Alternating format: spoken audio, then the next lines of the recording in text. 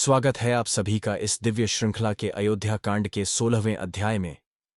चित्रकूट से लौटते समय भरत का हृदय श्रीराम के विरह में भले ही व्यथित था, पर उनका मन प्रभु की आज्ञा का पालन करने को संकल्पित हो चुका था।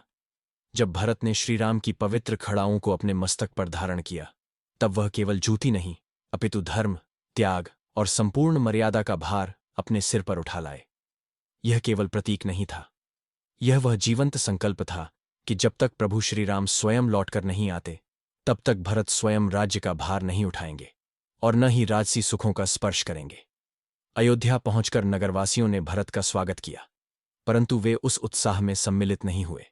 उनका मुख गंभीर था, नेत्रों में आंसू थे और हृदय में श्रीराम की छवि।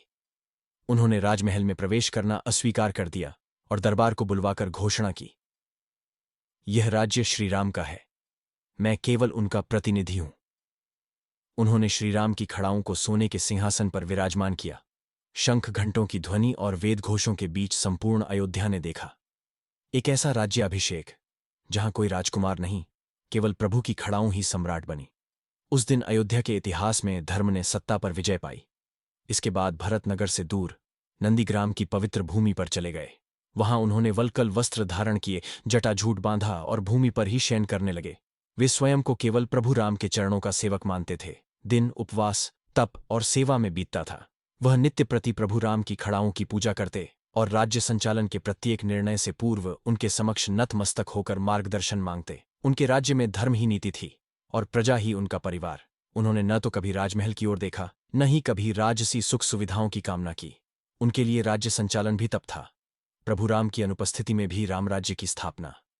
भरत का यह अद्भुत त्याग, यह अपरिमित भक्ति और यह विलक्षण प्रतीक्षा संपूर्ण मानवता के लिए मर्यादा और समर्पण की अमर गाथा बन गई।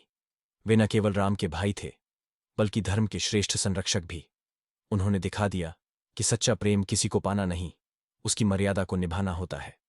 नंदीग्राम की वह कुटिया, वह खड़ाओं से सुशोभित सिंहासन और वह प्रतीक्षा में डूबा जीवन भरत को युगों युगों तक भ्रातृधर्म का सर्वोच्च आदर्श बनाते हैं।